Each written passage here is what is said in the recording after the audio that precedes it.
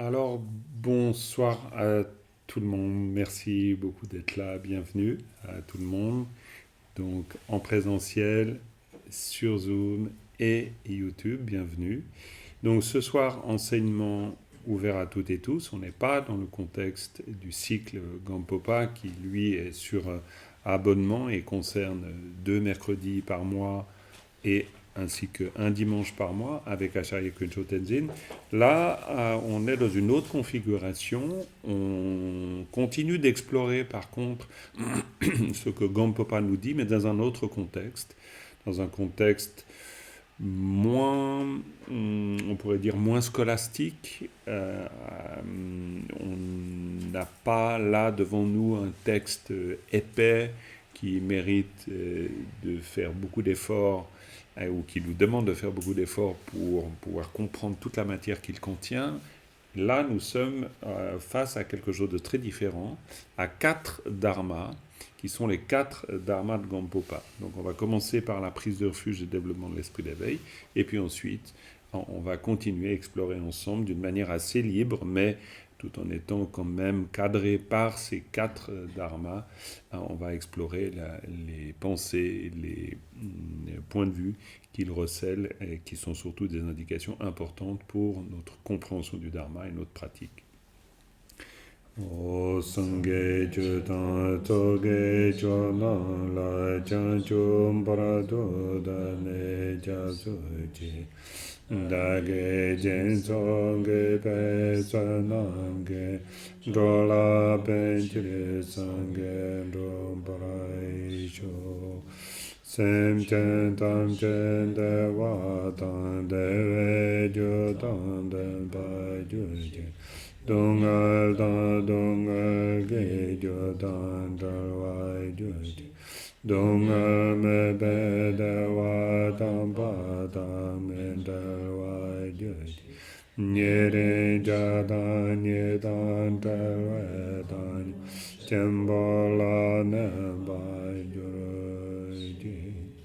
Pale zave la marembo je da ge je war pende de jula ne je son de go son do ge ga do zal do sa.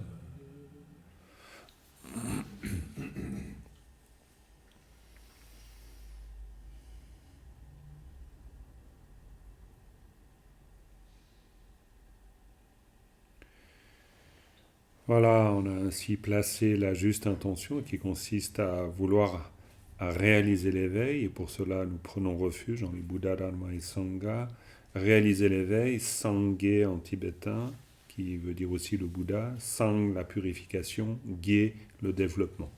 Donc c'est vraiment un mot important qui dit à la fois la purification de toute notre confusion et qui dit le développement de toutes nos qualités.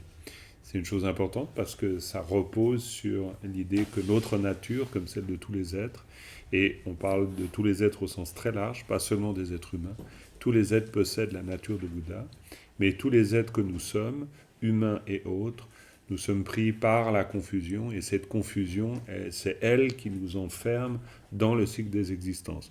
Quand je dis qui nous enferme, dans le sens où nous faisons prendre au piège de notre propre confusion. Il y a quelque chose d'assez particulier dans cette façon dont le Bouddha parle de cette confusion et dont toute la tradition bouddhiste après lui parle de cette confusion.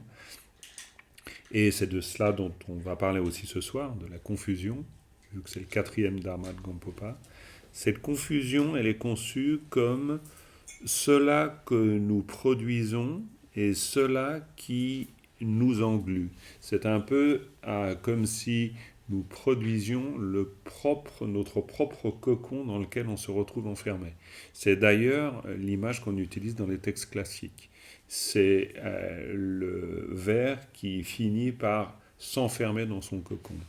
Donc pourquoi ? Parce que en fait, quand on parle de confusion dans une perspective bouddhiste, c'est pas le fait d'être ignorant des affaires du monde, ce n'est pas le fait de ne pas avoir beaucoup de culture ou même pas du tout de culture générale. On parle là de confusion en disant que l'on génère un mode de pensée qui est un mode de pensée qui va nous faire agir dans notre vie et donc dans le monde et aussi en rapport avec autrui, qui va nous faire agir d'une certaine manière et cette manière va générer de la confusion, va générer des conditionnements qui nous enferment à leur tour. C'est pour ça qu'il y a vraiment cette idée du cocon, c'est-à-dire que nous produisons dans notre manière de percevoir de la confusion, cette confusion nous fait agir et cette action ou ces actions vont nous enfermer dans des, on pourrait dire, des schémas répétitifs. Et le cycle des existences, Korowa, ce qui tourne sans cesse encore et encore, c'est vraiment l'idée du schéma répétitif. C'est quelque chose qui tourne encore et encore. Et donc ça, c'est vraiment du très basique quand on pense à l'enseignement du Bouddha, mais c'est extrêmement important. Donc quand on fait cette première démarche qui consiste à prendre refuge et développer l'esprit d'éveil, c'est vraiment la conscience qu'on devrait avoir de cette confusion dont on souhaite être libre, de ces qualités que l'on souhaite vouloir développer, et comprenons bien que notre confusion est de la même nature que la confusion de tous les êtres. C'est-à-dire que si on se libère nous-mêmes de notre confusion, il n'y a pas de raison qu'on ne puisse pas légitimement faire le souhait que les autres en soient libres aussi, parce que finalement, ce qui nous fait souffrir, car la confusion nous fait souffrir du point de vue bouddhiste, et d'ailleurs dans la vie, la confusion nous fait souffrir, si on souhaite être libre de cette souffrance, il n'y a pas de raison, et donc de la confusion, il n'y a pas de raison qu'autrui, on ne puisse pas faire ce souhait pour lui, ou pour elle. Évidemment, lui, elle, il n'y a pas une question de genre là-dedans, étant donné que c'est tous les êtres, sans aucune exception, d'une manière infinie. Voilà, ce type de rappel que je viens de faire, c'est important de se le faire à soi-même chaque fois. C'est quand même, alors pas forcément chaque fois qu'on débute une pratique, mais de clarifier le sens. Et peut-être que si j'insiste ainsi, c'est parce que Gampopa lui-même, avec ses 4 dharmas, il le rappelle sans cesse. Je rappellerai quels sont ces 4 dharmas, c'est peut-être pas inutile. Che Sujowa, qui signifie le dharma qui va vers le dharma. Deuxième, Che Lam Tu Jowa, c'est le dharma qui va dans le chemin, ou qui devient le chemin, si l'on veut. Hein. Après, c'est une question de rendu en français. Ensuite, Lam Tulpa Selwa, littéralement, c'est au cours du chemin la purification de la confusion. Confusion dont on parlait là maintenant. Et quatrième dharma, Tulpa Yeshe Sucharwa. Et ça veut dire la confusion qui s'élève comme sagesse primordiale. Donc en fait, à travers ces 4 phrases, dans les commentaires classiques, et vous vous en souvenez, je l'ai évoqué, on dit que ces 4 phrases de Gampopa, ou attribuées à Gampopa, contiennent la totalité de l'enseignement du Bouddha. Donc, alors c'est aussi une façon traditionnelle de dire les choses. Mais en même temps, si on y réfléchit bien, en fait, c'est vrai qu'on trouve dans ces 4 phrases les éléments au complet de la démarche bouddhiste. Pourquoi ? Parce que Che Sujowa, le dharma qui va dans le sens du dharma, c'est tout ce travail qu'on a pu faire ensemble de réflexion sur qu'est-ce qui fait que le dharma devient le dharma ? Qu'est-ce qui fait que le dharma peut être qualifié de dharma ? Et ça, c'est très bouddhiste, encore une fois, dans la démarche. Pourquoi ? Parce qu'il n'y a pas l'idée d'une adhésion à un système de croyance, par exemple. Il y a plutôt chaque fois cette façon de souligner l'intentionnalité. Qu'est-ce que nous sommes en train de faire ? Dans quel but ? Pourquoi ? Dans quelle finalité ? Et c'est bien la conscience que l'on est capable de mettre dans les gestes, dans les actes, que ce soit les actes de la pensée, de la parole et du corps, qui vont faire que, alors, le dharma va devenir le dharma. Il n'y a pas l'idée qu'on soit assuré que notre comportement comme nos pratiques soient dharmiques parce qu'elles en ont la forme. Ça, évidemment pas. Si on prend la peine de lire la deuxième partie de l'appel au lama de loin, là, si on avait des doutes à ce sujet, on en est définitivement convaincu. C'est cette fameuse prière d'évocation de Jangong Kontul qu'on récite le lundi matin avant la pratique du calme mental, qui, dans sa deuxième partie, fait l'inventaire de toutes les stratégies que nous mettons en place pour nous faire croire que nous sommes bien plus parfaits que nous le sommes. Mais c'est très important, parce que Chö Su Jowa, c'est justement cette exigence-là, l'exigence qui fasse que le dharma va vraiment dans le sens du dharma. On pourrait se méprendre, on pourrait développer le dharma pour en faire une prise de pouvoir, pour en faire un jeu qui alimente notre orgueil ou n'importe. C'est ce qu'on appelle les 8 dharmas mondains. Quand on entend les 8 dharmas mondains, ça semble très technique, mais en fait, c'est un élément essentiel de l'enseignement du Bouddha qui, dans tous les sutras, alors évidemment peut-être pas tous au sens strict, au sens propre, mais qui, à très nombreuses reprises, souligne cet important en disant oui, le dharma c'est bien, mais libre des 8 dharmas mondains, c'est-à-dire libre de toutes les préoccupations ordinaires. Il suffirait que, ben là par exemple, je suis en train de parler en me disant j'espère qu'il va y avoir beaucoup de monde, comme ça je vais gagner beaucoup d'argent, pour qu'à ce moment-là, si jamais une pensée comme ça, ben évidemment on n'est pas dans un contexte de vente d'un bien en espérant faire du bénéfice, donc ça nous protège déjà. Mais il suffirait d'avoir une pensée de cet ordre pour déjà dévier, tout le temps. Ou se dire, j'espère que je vais leur plaire. Je dis je parce que c'est toujours très important qu'on se mette nous-mêmes en jeu dans cette question-là.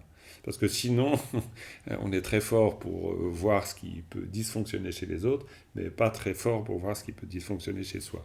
Pour en reprendre Jungle Control, il dit on est très fort pour voir la montagne sur la tête de l'autre, du genre, mais très faible pour voir le grain de moutarde dans son propre œil. Donc on retrouve dans toutes les traditions ce genre d'image. Voir la poutre dans l'œil du voisin plutôt que voir la paille dans son œil, etc. Les Tibétains parlent aussi du yak qu'on a sur la tête, ou c'est l'inverse, excusez-moi. La paille dans l'œil du voisin et la poutre dans le sien. De toute façon, vous aurez compris, on a toujours une grosse tendance à ne pas observer.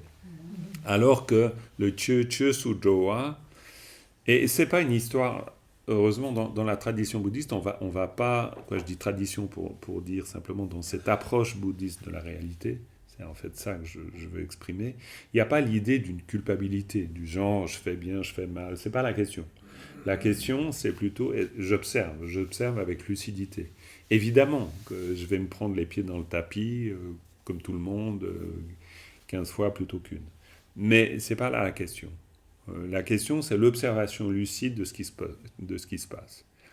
Cette observation lucide, c'est ce qui va me permettre de faire Chö Su Jowa, c'est-à-dire de m'assurer que le dharma, Chö, va dans le sens du dharma, Chö.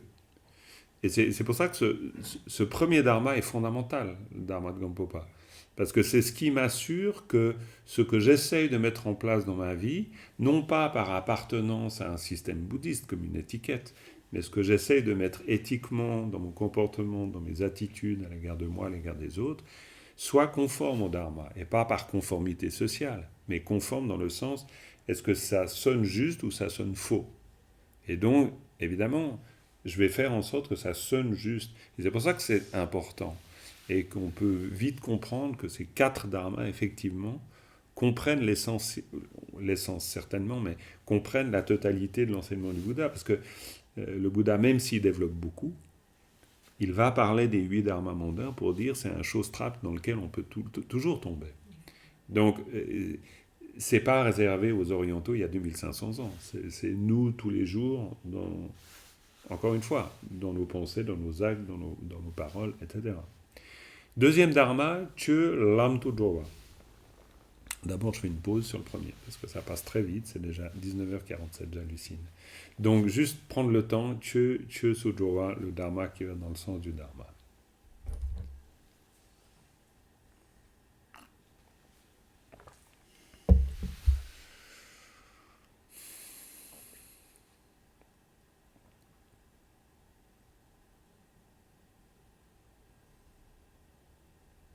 Voilà.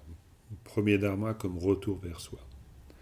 Je vais aller un peu vite sur les 2 suivants pour avoir un peu le temps pour le dernier, qu'on pourra continuer à explorer aussi la prochaine session. Deuxième, Chö Lam Tu Jowa. Chö Lam Tu Jowa, c'est le dharma qui devient chemin, ou le dharma qui entre dans le chemin. Littéralement, on pourrait le dire comme ça. Lam Tu Jowa, ça pourrait vous faire penser à le dharma qui va dans le chemin, ou qui devient le chemin. Là, d'une manière très concise, Et dans certains commentaires, on trouve cette instruction qui justement est concise. Ça concerne toute cette réflexion sur la mort et l'impermanence.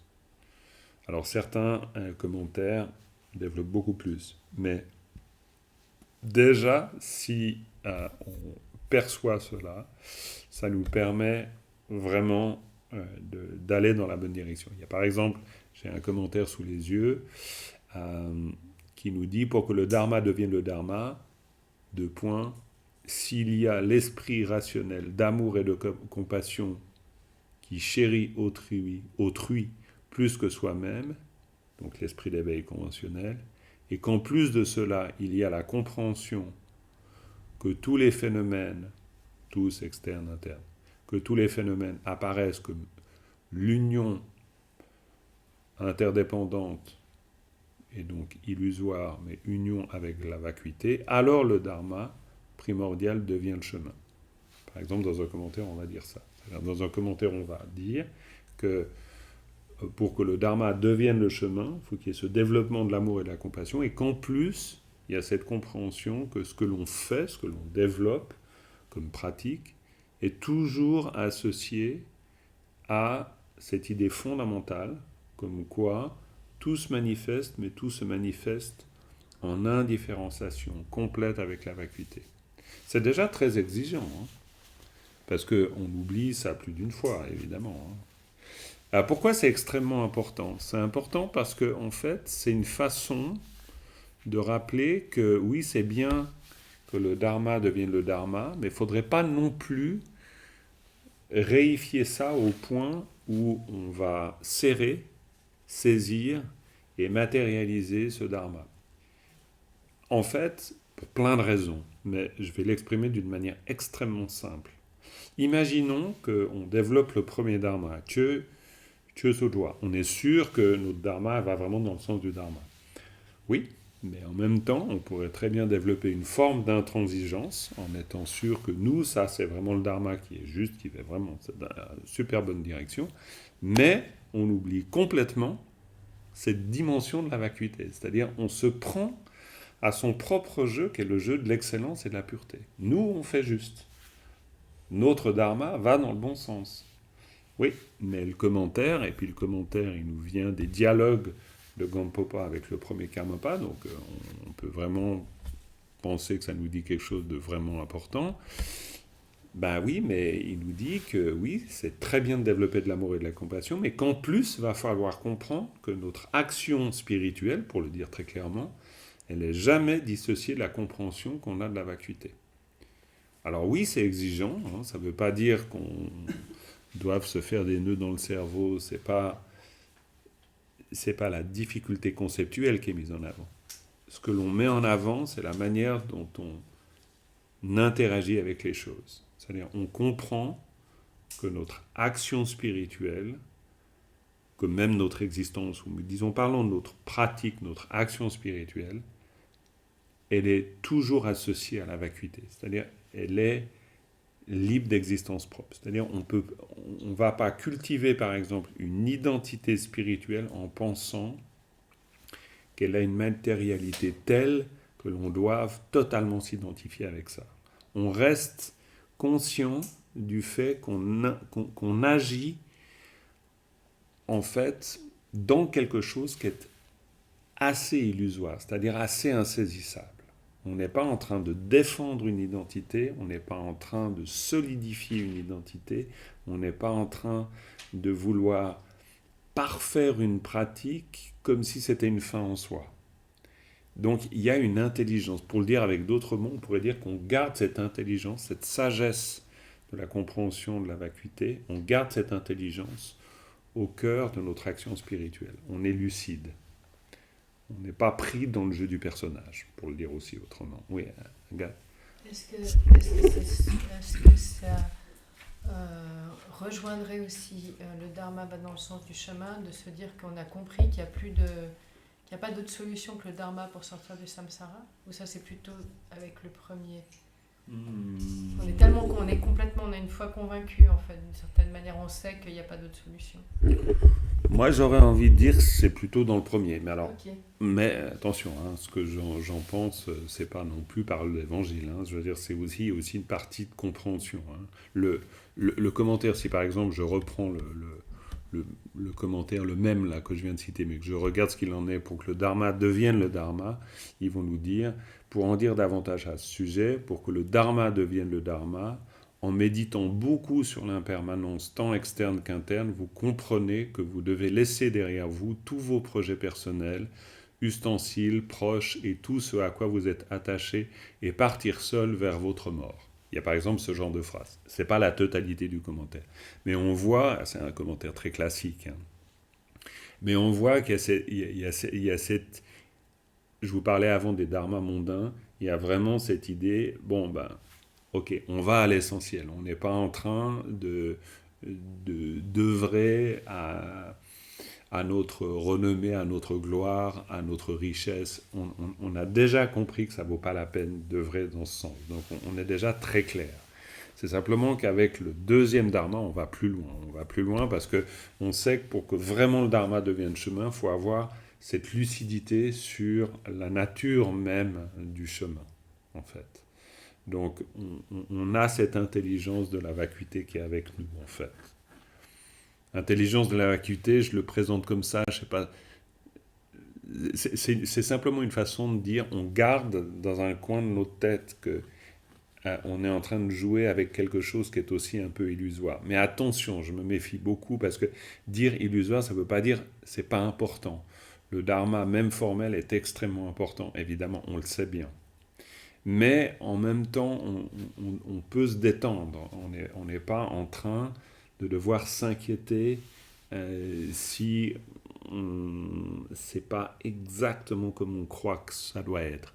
Il y a cette intelligence fondamentale comme quoi ben, ce qui compte, c'est quand même de se libérer de la confusion. C'est pas la forme pour la forme, on pourrait dire.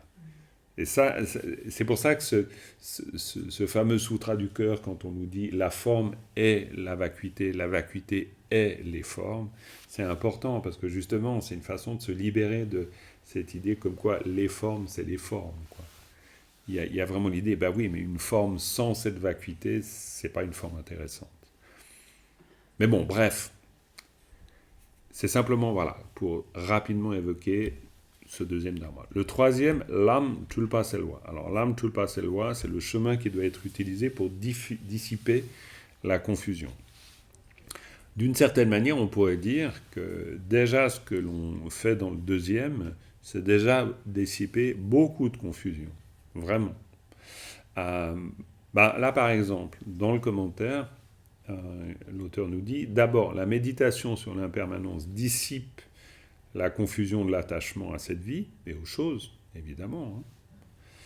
Puis, la méditation sur le karma et ses effets dissipe la confusion des vues erronées, c'est-à-dire de croire que finalement, encore une fois, il pourrait y avoir des actes, par exemple, en eux-mêmes bons ou en eux-mêmes nuisibles, et puis que voilà. Ou alors ignorer carrément qu'il puisse y avoir des conséquences à nos actions, quoi, ou que les actes ne sont pas conditionnants, tout ce genre de choses. Puis, troisième étape, la méditation sur les inconvénients de l'existence cyclique dissipe la confusion de l'attachement à l'existence cyclique, c'est-à-dire on est vraiment au clair comme quoi le conditionnement c'est un conditionnement, même si notre conditionnement est hyper favorable, et il l'est pour nous, par exemple, peut-être ici, pour la plupart d'entre nous, il est plutôt favorable, mais c'est une façon de dire, mais rappelons-nous qu'on n'est pas en train de chercher le meilleur endroit possible dans le cycle des existences, on est en train aussi d'essayer vraiment de se libérer de toute forme de conditionnement. Et puis, la méditation sur l'amour et la compassion dissipe la confusion.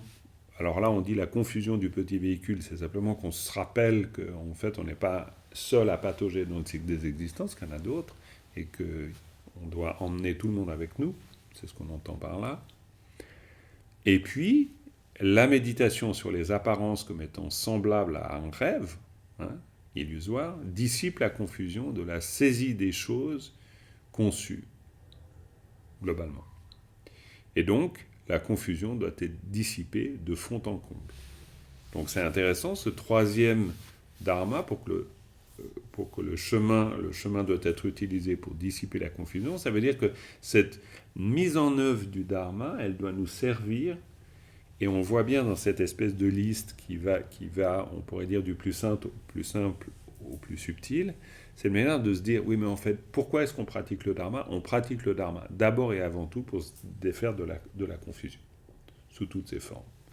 Que ce soit dans ses formes les plus simples. Pourquoi les plus simples? Parce que d'abord la méditation sur l'impermanence, qui dissipe la confusion de l'attachement à cette vie, etc. Mais même sans entrer dans ce détail, ça veut dire, on pourrait dire que les écueils de la matérialité conçue comme une fin en soi sont mis à mal par cette réflexion sur l'impermanence, évidemment. C'est une manière de dire, non, attends. Ça, c'est déjà se libérer de la confusion. Et on voit que le chemin doit être utilisé pour dissiper la confusion, c'est toutes les confusions. C'est les confusions les plus grossières, croire que les choses existeront tout le temps, par exemple. Ça, c'est considéré comme une confusion grossière. Mais les confusions subtiles aussi, comme la dernière, c'est-à-dire croire que les apparences sont autre chose qu'un rêve. Même si on ne va pas pouvoir rentrer dans le détail de pourquoi est-ce qu'on dit que c'est comme un rêve. Mais essayons de revenir à ce qui est vraiment le plus essentiel dans toute cette affaire-là. La confusion, ça veut dire qu'on se fait prendre au jeu des phénomènes sans se rendre compte qu'en fait, on peut en être libre. C'est-à-dire, il y a la confusion, c'est ce qui nous enferme dans, encore une fois, une manière de voir, une manière de concevoir qui ne mène pas à la libération. Du point de vue bouddhiste, c'est très clair. La confusion, elle mène à la perpétuation du samsara, c'est-à-dire à la perpétuation de nos conditionnements. Se libérer de la confusion, c'est prendre radicalement le chemin qui va dans la direction de notre libération. Très clairement. Et ça, c'est vraiment un point très important. Et on le voit dans cette graduation. Parce que oui, méditation sur l'impermanence, ça nous permet déjà d'éliminer une certaine confusion. Et ensuite. Et quand on développe l'amour et la compassion, ça nous permet aussi d'éliminer une certaine confusion. Mais ça ne va pas suffire. Il va falloir aussi qu'on se souvienne que même l'amour et la compassion, on ne doit pas oublier que les phénomènes sont semblables à un rêve. Donc on va de la confusion la plus grossière à la confusion la plus subtile. Et ça, c'est le troisième dharma. Tu peux juste redire la dernière? Oui, la dernière. Puis la méditation sur les apparences comme étant semblables à un rêve illusoire dissipe la confusion de la saisie des choses conçues globalement. La saisie des choses, c'est-à-dire on croit que les choses existent telles qu'elles se présentent, en fait. Voilà. Alors, c'est des choses autant matérielles, bien sûr, mais des choses aussi subtiles, comme les pensées, comme, par exemple, l'amour et la compassion. L'amour et la compassion, on pourrait très bien imaginer, on développe beaucoup d'amour et de compassion, mais on développe cet amour et cette compassion d'une manière assez matérialiste. Alors, évidemment, on n'est pas en train de construire des murs de briques en développant l'amour et la compassion, mais matérialiste dans le sens un peu subtil, c'est-à-dire on va matérialiser une attitude d'amour et de compassion et on va penser qu'il y a quelque chose qui est saisissable. On peut s'identifier par exemple à quelqu'un qui développe l'amour et la compassion. Ça, c'est une forme de réification aussi.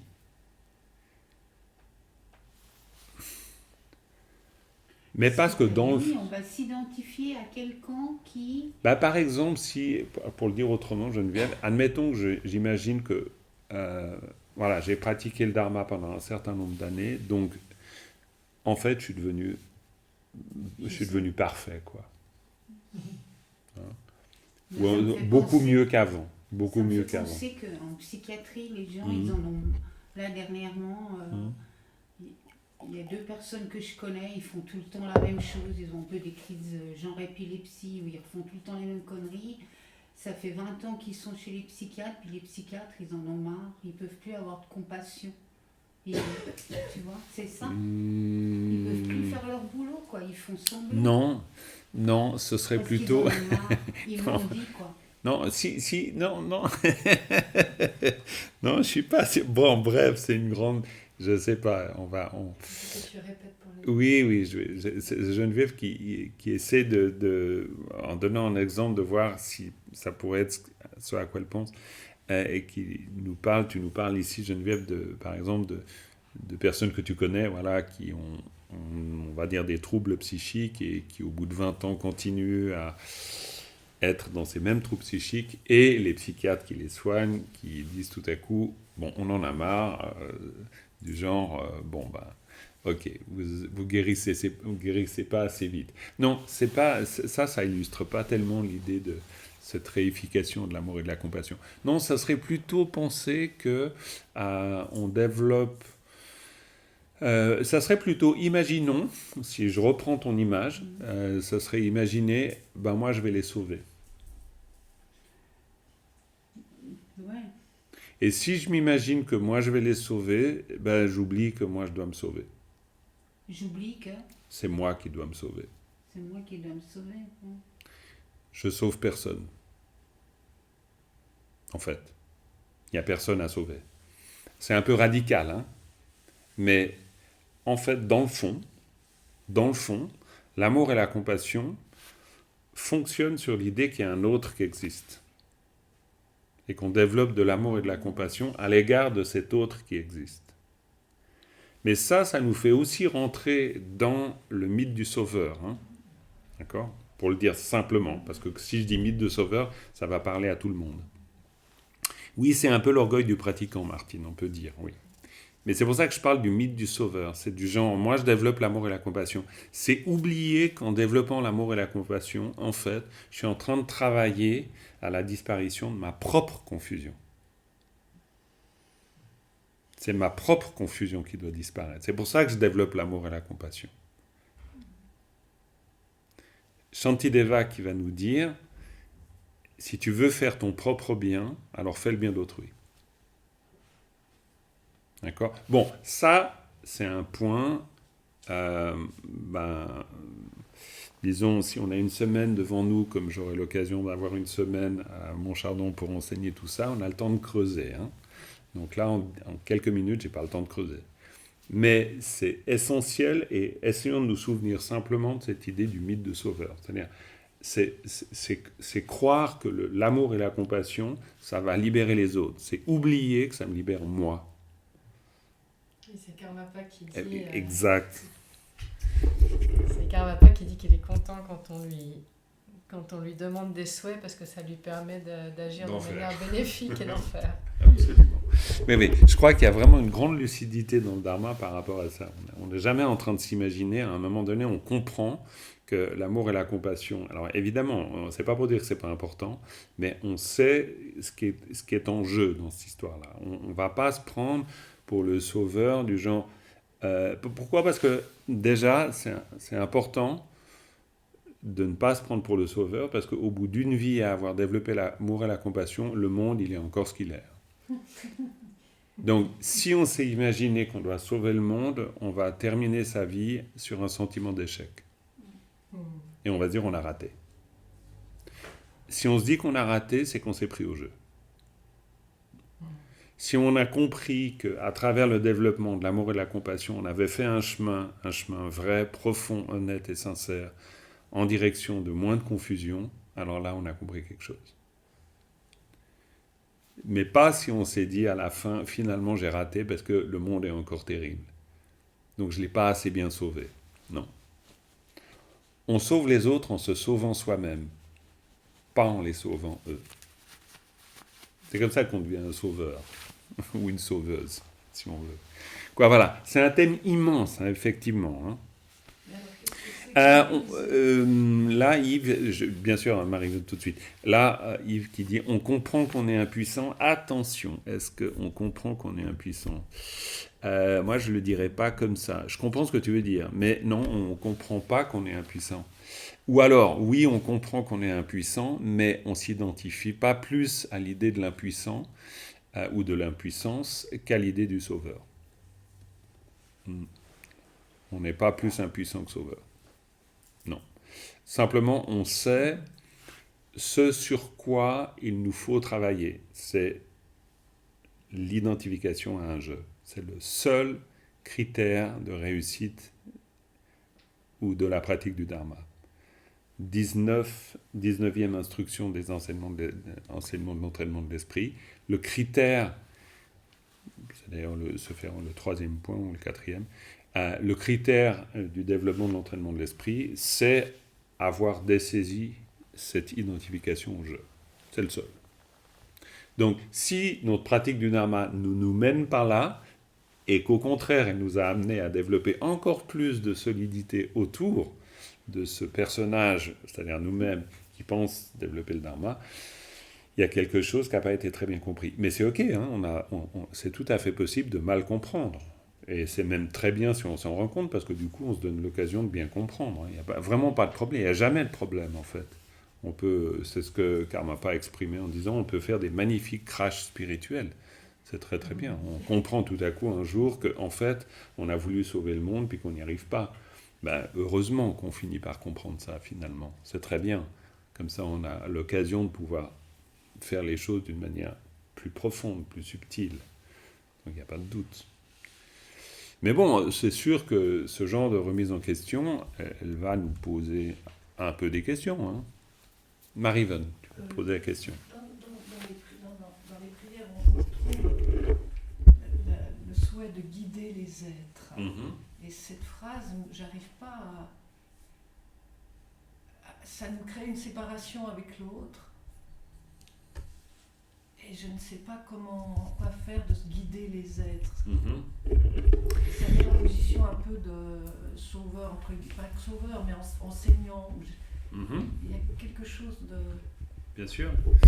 Alors, je ne sais pas si vous avez tous entendu, c'est Marie-Ven qui exprime, et c'est très intéressant, tout est toujours très intéressant, une forme de difficulté ou peut-être de malaise avec cette idée de devenir le sauveur des êtres, finalement. C'est l'émotion quand même de guider les êtres, bien sûr. Celui qui guide les êtres, on trouve ça, bien sûr, dans le Dharma, dans les textes classiques, dans Chenrezig, voilà, très très souvent. Il faut se souvenir que quand on formule cette phrase, on formule un souhait, et qu'à nouveau, au moment où on le formule, on est en train de venir agir sur sa propre confusion. On n'est pas en train, au sens propre, de croire qu'un jour, disons, c'est plus subtil que ça. On fait le souhait qu'effectivement, un jour, on puisse devenir celui-là même ou celle-là même qui guidera les êtres vers l'éveil, évidemment. Et on a besoin, à un moment donné, de poser ça comme un souhait, évidemment. Mais en même temps, on sait, ou disons, on finit par apprendre à le savoir, que c'est important de le poser, mais c'est important, à un moment donné, de se rendre compte que, en fait, au fur et à mesure du chemin qu'on fait pour devenir celui ou celle qui guidera les êtres, en chemin, on a abandonné l'idée d'être quelqu'un qui s'identifierait comme celle ou celui qui va guider les êtres. Mais on a besoin, au départ, c'est un peu... je vais prendre un exemple hyper simple. On a 5 ans, t'as 5 ans, j'ai 5 ans, et on se dit, quand je serai grand, je vais être un super adulte, etc.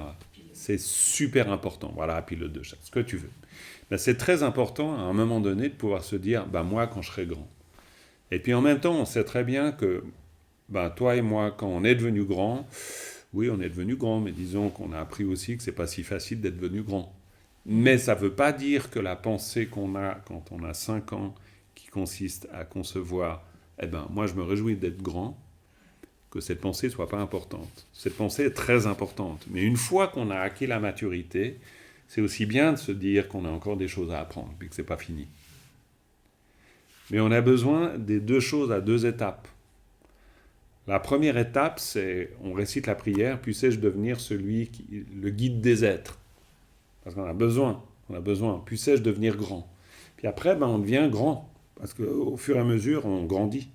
Puis après, quand on grandit, on se dit, puissais-je apprendre vraiment à me libérer de l'idée d'être vraiment devenu le guide des êtres, parce qu'on voit que ça peut gêner aux entournures quand on s'est trop pris au jeu.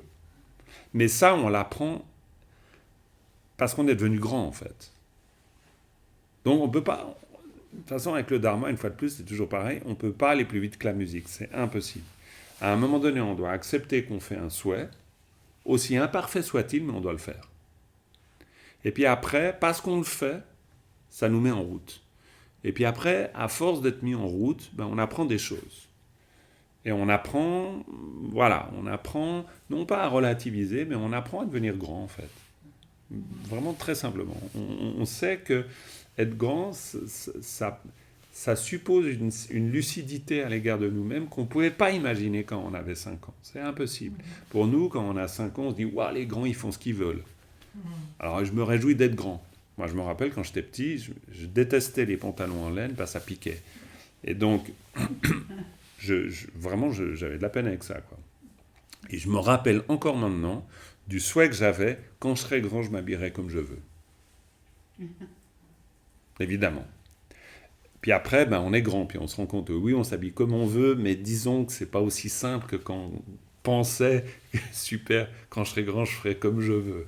Non, il y a des paramètres, voilà. Et c'est ce qu'on peut appeler l'intelligence de la maturité. C'est-à-dire, on sort de la naïveté. On a besoin d'une certaine naïveté complètement consentie au départ.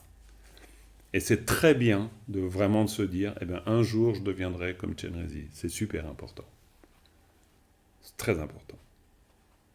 Parce que ça veut dire qu'on fait le souhait de l'amour et de la compassion. Vraiment, sincère, profond.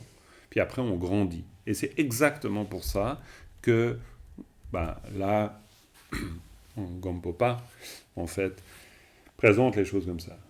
D'abord, c'est le Dharma qui va dans le sens du Dharma. Ensuite, c'est pour que le Dharma devienne le chemin. Puis ensuite, le Dharma devient le chemin.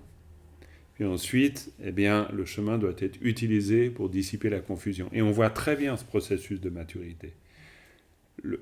La première étape, c'est de se dire, aller vers le Dharma. C'est déjà énorme. C'est énorme par rapport à quelqu'un qui se dirait, moi, aller vers la richesse. Moi, vouloir être le plus fort du monde. Bon, disons, c'est un peu limité. Cela dit, ça anime beaucoup de personnes, semble-t-il. Mais, bon, on sait où ça mène aussi, surtout pour les autres. Mais, d'ailleurs, que pour soi aussi. Hein. Donc, on voit que, déjà, faire que le Dharma aille dans le sens du Dharma, c'est pas la moindre des choses pour nous. Déjà. C'est déjà exceptionnel. Mais on ne peut pas juste se dire, c'est bon, le Dharma va dans le sens du Dharma, donc maintenant, j'y pense plus, c'est fait. Non, c'est pour ça qu'ensuite, oui, mais le Dharma, il faut aussi qu'il devienne le chemin. Deuxième Dharma de Gampopa. Et puis après, on ne s'arrête pas non plus en route. On ne se dit pas, maintenant c'est parfait, donc le Dharma est devenu le chemin. Oui, mais le chemin doit être utilisé pour dissiper la confusion. Troisième Dharma. Ah ouais, d'accord, ça, on n'y avait pas pensé. On pensait qu'il fallait juste s'engager dans le chemin. Non, pas seulement. On s'engage dans le chemin, mais en route, on abandonne la confusion. Ah bon, pourquoi ? Parce qu'en fait, c'est ça qu'on veut abandonner. On ne veut pas juste dire, moi, tu vois, je me suis engagé dans le vrai bon chemin. Non, on veut se libérer de la confusion. La confusion, c'est la saisie du soi. C'est juste pour dire que dans ces quatre dharmas, il y a un processus de maturation qui est à l'œuvre. Mais il y a presque un paradoxe, non ? Parce que tu dis au début, il faut avoir la naïveté de faire le souhait d'être comme Chenrezig. Mais en fait, au cours du chemin, si on se libère de la confusion, on devient vraiment Chenrezig. Oui. Donc, c'est pas juste... Oui. Et si on veut le devenir, on peut pas le devenir.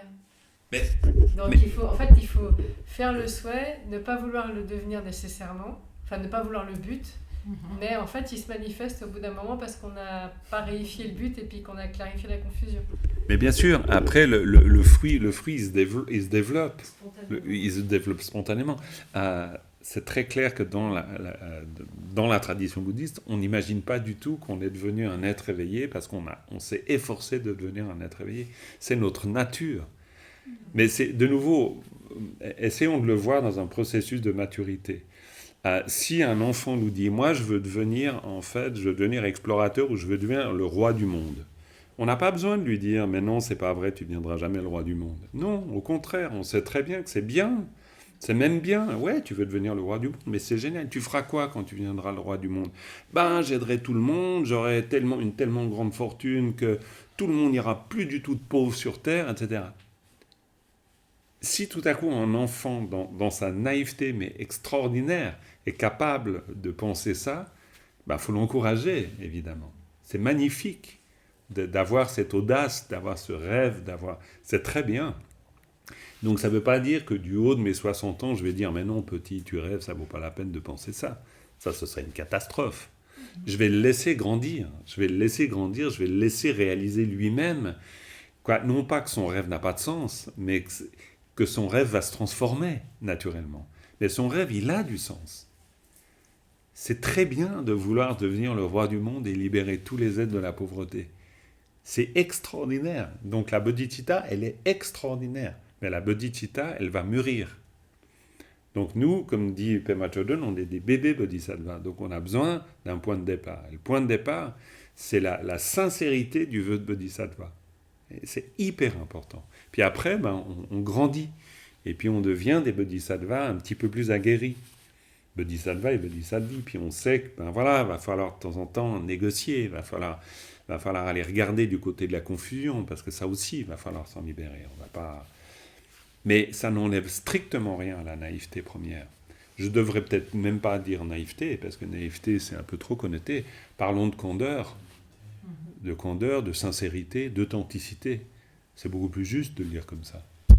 Dans le même ordre d'idée, je lisais hier un commentaire de Shogun Trungpa qui dit que les bodhisattvas atteignent l'éveil presque par hasard. Tout à fait, absolument. Non, mais complètement. J'adore Shogun Trungpa parce qu'il dit qu'un... dans le mythe de la liberté, un autre de ses ouvrages, il parle du silence du Bouddha, et il dit le Bouddha sort de ce fameux silence cette semaine qu'il passe dans la forêt en train de se dire que ce qu'il a réalisé, il ne pourra jamais l'enseigner à autrui. Et puis, Shogun Trungpa a cette magnifique interprétation en disant, en fait, ce qui fait qu'il accepte d'enseigner, c'est le jour où il est libre même du désir de libérer les autres. C'est-à-dire il est libre de tout, il n'exprime plus que l'éveil. Parce que le Bouddha, il a enseigné pendant 40 ans, 20 ans. Au bout de 40 ans, le Bouddha, il sait que c'est pas fini, c'est pas fait. Donc, s'il s'imaginait, maintenant 40 ans, ça devrait être fait quand même. Non mais imaginez, du genre, il retourne au bureau des réclamations, puis il dit, non mais attendez, ça va pas du tout, quoi. C'est quoi ? C'est quoi cette arnaque ? Ça va pas du tout. Donc évidemment que non. Évidemment que là, le Bouddha, il est tellement éveillé qu'il est totalement libre de pouvoir continuer à agir. Pas de problème. Et ce sera toutes ses vies, et tout le temps, l'éveil va manifester son activité d'une manière continue. C'est plus un souci. Le souci, il n'est plus là. Parce que la confiance dans l'activité éveillée, elle est absolue. Elle est totale. Il n'y a plus de doute du tout. Il y a une jolie histoire qui dit que quand Indra et Brahma ont demandé au Bouddha d'enseigner l'éveil, il leur a dit « Ah, donc en fait, ce que vous voulez que je fasse, c'est que je traverse une grange en feu, longue de 100 mètres, en portant dans les bras des fétus de paille, sans qu'aucun d'entre eux ne s'enflamme. » Et puis, il s'est arrêté un instant, puis il a éclaté de rire, en fait. Et puis, il l'a fait. Ah, c'est magnifique. Oui, j'avais entendu aussi cette version. C'est Roger Paul Droit qui mentionne ça. Roger Paul Droit, dans Le silence du Bouddha. Dans Le silence du Bouddha. Ouais, c'est un très très beau livre d'ailleurs. Le silence du Bouddha, vous pouvez noter, ça c'est une belle lecture de Roger Paul Droit. Roger Paul, c'est Roger _ P-O-L, Droit, qui a aussi écrit L'oubli de l'Inde et cas, des ouvrages tout à fait importants. Et puis le culte du néant, que je vous recommande aussi, qui est toute une réflexion sur l'arrivée du bouddhisme en Occident, c'est remarquable. Voilà. Donc, l'idée de ce chemin graduel qu'on fait, et donc quand on arrive à la troisième étape, c'est le chemin qui doit être utilisé pour dissiper la confusion. Et c'est très pratico-pratique. Parce qu'évidemment, on voit bien, là, dans nos vies, on sait, ça nous coûte parce que, voilà, il faut faire des efforts, on réfléchit, etc., on s'engage, on rentre dans le chemin, et puis tout à coup, on se dit, voilà, c'est bon, je suis devenu bouddhiste, je suis rentré dans le chemin, je pratique tous les jours, le matin, le soir, pas de problème. Ok, évidemment, pas de problème, si ce n'est que le chemin doit être utilisé pour dissiper la confusion. C'est tout. C'est pas grave, hein. C'est plutôt une bonne nouvelle. Mais c'est juste que pour nous, dans notre processus de maturité, c'est important. Très important. Sinon, je pourrais me dire, c'est bon, je médite 1 heure chaque matin. C'est très bien de méditer 1 heure chaque matin, mais c'est aussi très bien de méditer 1 heure chaque matin afin que petit à petit, il y ait moins de confusion. Mais il n'y a pas de garantie que méditer 1 heure chaque matin signifie la fin de la confusion. Ça, non. Un jour, Lama Sangpo, qui était notre maître de retraite, il nous dit, oui, c'est très bien de faire 3 retraites de suite, de faire 9 ans de retraite. Oui, si l'esprit est clair. Mais s'il ne l'est pas, non. C'est un peu abrupt, mais si vous regardez un commentaire, comme le commentaire de Jamgon Kongtrul, le flambeau de la certitude, il nous dit, si vous récitez le mantra de Vajrasattva d'une manière distraite, pendant des kalpas et des kalpas, il ne se passera rien du tout. Hein. Donc, il y a une foule d'exemples dans la tradition qui vont toujours nous rappeler ça. Mais ce n'est pas pour nous plomber le moral, c'est juste nous dire, c'est très bien de pratiquer, mais maintenant, c'est bien aussi de se défaire de la confusion. Et c'est pour ça que ce troisième dharma de Gampopa, il est fondamental. Sinon, sinon on rate la dernière de ces étapes qui nous dit quand même, puis la méditation sur les apparences comme étant semblable à un rêve illusoire, dissipe la confusion de la saisie des choses conçues globalement. Donc on a besoin de raffiner les choses jusque-là. Mais l'étape d'avant, c'est de développer l'amour et la compassion. Hein. Puis la méditation sur l'amour et la compassion dissipe la confusion du petit véhicule. Ça, c'est l'étape avant cette étape où on médite les phénomènes comme semblables à un rêve. Donc on a besoin de l'amour et de la compassion. C'est très important. Et après, on a besoin d'aller plus loin encore. Et puis ensuite, c'est la confusion doit se transformer en sagesse. Et là, dans le commentaire, ça tient en 3 lignes. Hein. Alors, je vais vous les dire, les 3 lignes. Il y a de fortes chances qu'on doive en reparler une fois encore. Parce que je me méfie, moi, avec les passages des commentaires où il y a 3 lignes en général. Ensuite, la confusion doit se transformer en sagesse. Alors déjà, on voit que... Ouais. Si la force de la méditation faite sur tous les phénomènes comme étant libres de naissance et de cessation fait que tout ce qui apparaît, tout ce qui est connu, se résout comme sa propre entité, alors la confusion s'est transformée en sagesse. Donc j'avais raison de penser que ça va nous donner du fil à retordre. Ça, forcément. La confusion qui doit se transformer en sagesse. Pourquoi ? Alors, je peux déjà vous donner une clé, mais c'est une clé simple. C'est simplement qu'une fois qu'on est rentré dans le chemin, puis qu'on s'est dit, déjà on a dû faire des efforts pour rentrer dans le chemin. Après, on finit par comprendre que c'est bien d'être dans le chemin, mais c'est encore mieux si on se libère de la confusion. Après, et là, vraiment, c'est une explication vraiment basique. Après, on finit par comprendre aussi que cette confusion, elle nous est très utile. Elle nous est très utile parce que c'est elle, et c'est grâce à elle qu'il va y avoir de la sagesse. Et là, je reviens à ce que j'ai déjà plus d'une fois partagé avec vous, c'est ce dernier enseignement de Karmapa au Bost, c'était en l'été 2023, je crois, ou 2024, je ne sais plus, 2023, où il a magistralement parlé de la sagesse en nous parlant de l'ignorance, et en nous disant que si on voulait développer de la sagesse, il fallait qu'on étudie l'ignorance. Alors, ça éclaire pas tout le sujet, on est bien d'accord, hein, mais ça nous donne des pistes de réflexion extrêmement importantes. Pourquoi ? Parce que le 4e dharma, c'est nous dire la confusion doit se transformer en sagesse. Et ça nous dit quelque chose de cette magnifique filiation qu'il peut y avoir entre Gampopa et le 17e Karmapa. C'est-à-dire on est dans la même lignée. On est dans cette lignée où on sait que en étudiant l'ignorance, on va développer de la sagesse. C'est-à-dire on sait que la sagesse existe du fait même qu'il y a de la confusion. Que la confusion est utile au développement de la sagesse. Non pas comme une fin en soi, mais parce qu'elle nous permet de comprendre quelque chose de très profond, de quelque chose de très intime concernant la sagesse. Parce que comprendre les rouages de la confusion, c'est comprendre justement, c'est développer une extraordinaire sagesse à l'égard de la confusion, et c'est comprendre donc que la confusion ne repose sur rien. Et c'est pour ça que la confusion nous permet de développer la sagesse. Alors, Mais la confusion, elle vient quand même de toutes nos cléchas, de notre ignorance. bien sûr, Donc bien on sûr. repose sur une construction conditionnée et qu'on conditionne. Ouais, tout à fait. Mais alors c'est Marie-Yvonne qui intervient en disant notre confusion repose sur toutes nos cléchas, nos conditionnements. Oui, mais c'est en étudiant ces conditionnements et ces cléchas que je vais développer de la sagesse. Alors là, je le dis d'une manière très simple. Ça ne veut pas dire qu'on est encore qu'on est au terme de la sagesse dont on parle ici peut-être. Mais déjà, c'est une transformation extraordinairement importante de notre perspective même de la confusion.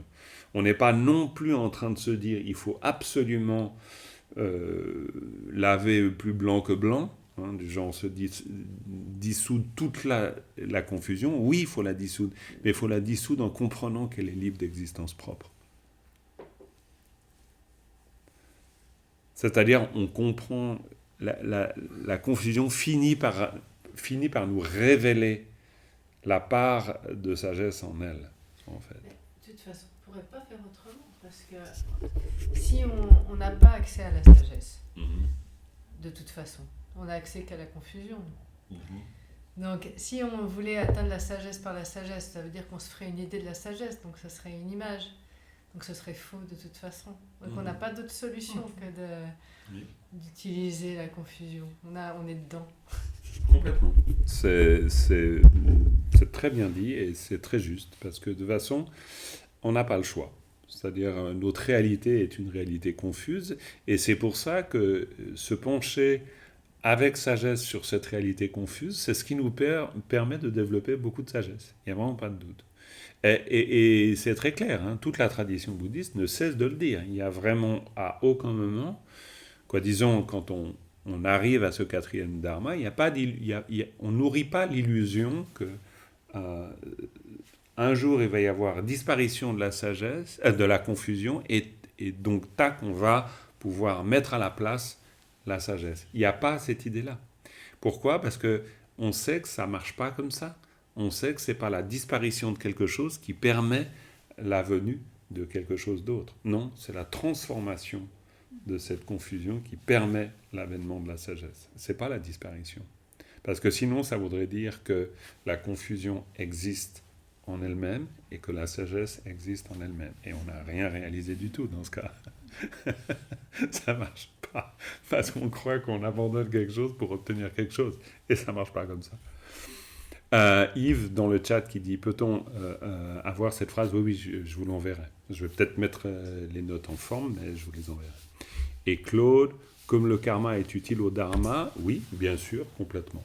Le karma est utile au dharma.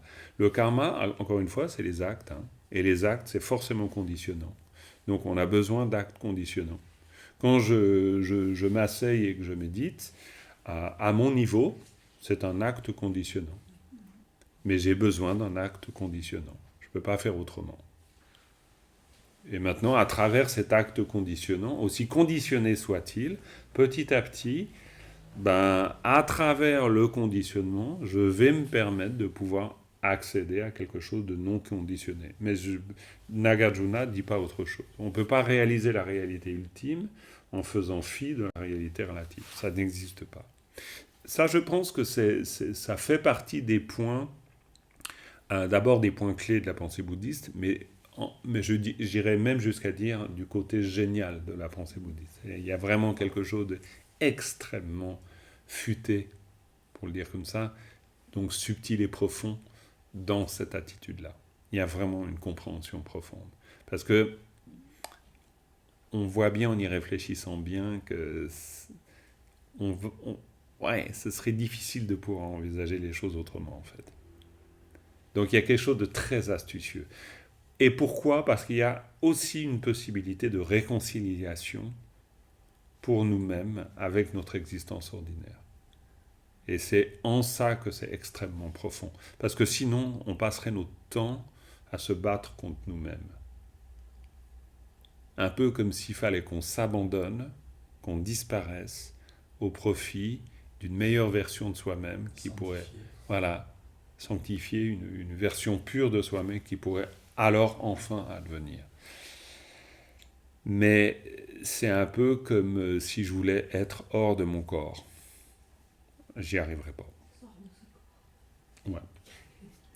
Voilà les amis, alors on a fait un petit bout du chemin en direction du 4e dharma. Je ne dis pas qu'on ne l'a pas complètement encore exploré.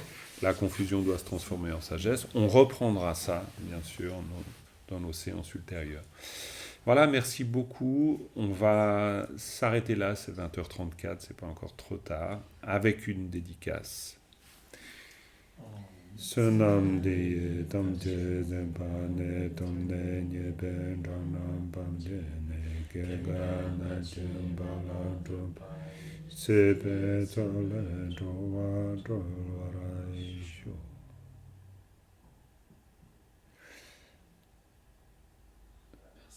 Merci beaucoup à vous toutes et tous. Merci beaucoup.